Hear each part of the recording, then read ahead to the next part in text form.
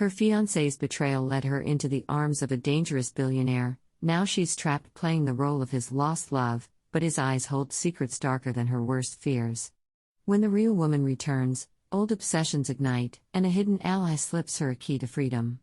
But escape might cost more than she ever imagined. In a mansion where every whisper is a lie and every touch is a cage, she must decide, break his heart, or let him destroy hers forever.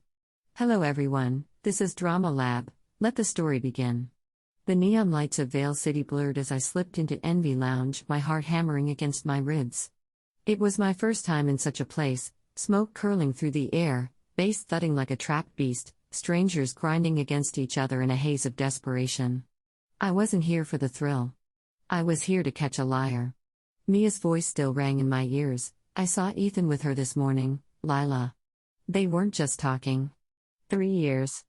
3 years of planning a future, of believing his soft promises, and it had all been a farce. I'd played the perfect fiancé all afternoon, smiling as we shopped for engagement rings, while my insides rotted. Now, I navigated the crowd like a ghost, my expensive dress clashing with the gritty atmosphere, until I spotted the VIP booth in the corner. There he was. Ethan, my Ethan, with his perfect smile and his stupidly charming laugh, tangled with a red-haired woman whose dress left nothing to the imagination. Their lips were locked, hands wandering, and I felt something inside me snap. "Ethan," I said, my voice steady even as my vision blurred. He didn't hear. "Ethan." He jolted, pushing her away like she burned him. "Lila," the woman stood, slinking into his side with a smirk. "You must be the fiancé. Cute. Too bad he's been mine for 3 years." 3 years. The same length of time we'd been together. I slapped him before I could think, the sound echoing over the music. "We're done."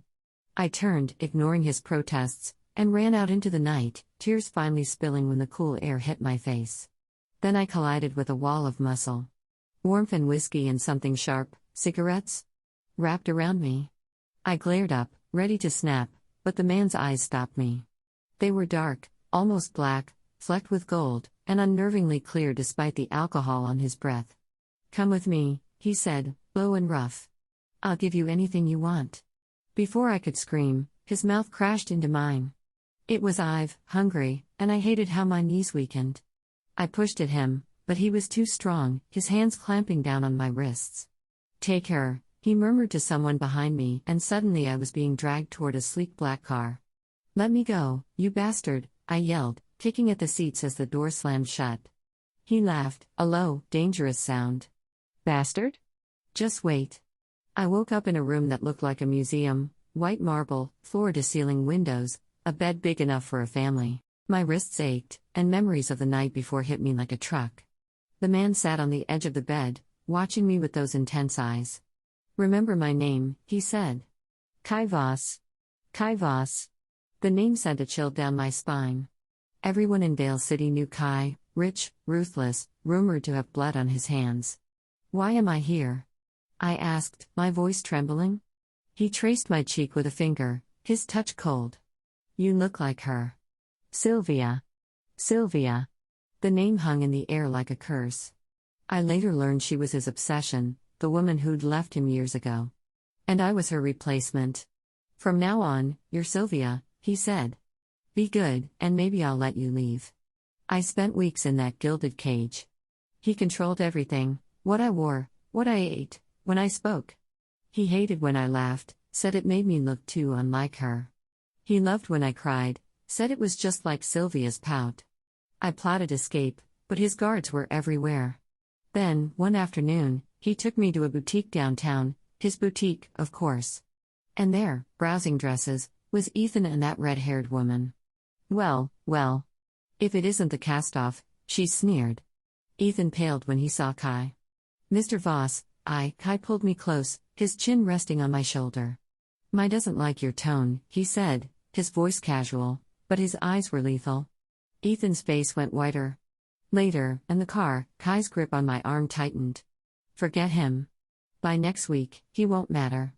I shivered. I knew he meant it.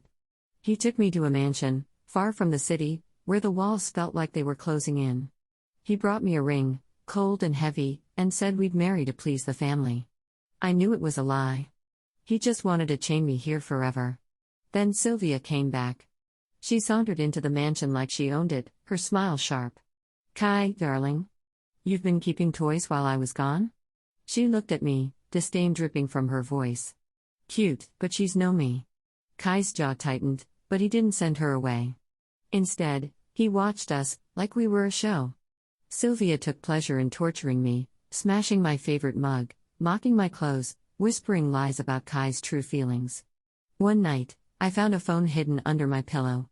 A text glowed, "We can help you escape." Jax. Jax was Kai's rival, I'd heard. Desperate, I replied. Dr. Cole, Kai's friend and my only ally in the house, found me packing. "You'll die if you run," he said, but he slipped me a key. The back gate. Midnight. I almost made it. But Kai was waiting, his face a mask of fury. "You think you can leave me?" He dragged me to the basement, a dark, damp room that reeked of fear. "Stay here until you learn your place." Days passed. I screamed, cried, begged, but no one came. When he finally let me out, I was a shell. He destroyed something in me that night. Months blurred. Kai grew softer, in his own way. He brought me books I liked, stopped correcting my laugh, whispered my name instead of Sylvia's in his sleep, but I couldn't forget the basement. Couldn't forget how he'd broken me. Then Mia called, her voice broken. "They found your parents, Lila. Carbon monoxide." But it wasn't an accident. Kai's men were seen near the house. I felt nothing. Just a cold, hollow rage. I played the part after that. The doting fiance, the perfect Sylvia. I let him plan our wedding, let him slide a diamond ring on my finger, let him kiss me like he loved me. All the while, I plotted. Jax was waiting, ready to take Kai down. The wedding day was surreal. White roses, soft music, guests in expensive suits. Kai looked at me like I hung the moon. "I love you," he whispered as we stood at the altar. I smiled. "I know." When the priest asked if I'd take him forever, I paused. The room went silent. Kai's smile faltered. Then I said, "I do." I kissed him, soft and quick, before anyone could react. Then I ran. Not toward the exit, but toward the balcony. The wind hit my face as I climbed over the railing, Kai's scream tearing through the air. "Lila, no." I looked down at the crowd, at Mia and Jax and Dr. Cole, their faces horrified. I looked at Kai, his eyes wild with despair. I mimed the gun with my hand, pointing it at his chest, and mouthed bang. Then I jumped. The fall was brief. Pain flared, then nothing. Later, they said Kai found me.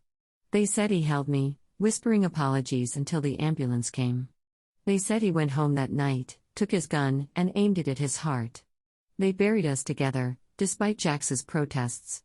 Mia said it was what I would have wanted. Maybe it was. In the end, we were both prisoners, him of his obsession, me of his love. And prisoners, they say, always find their way back to their cages. Even in death.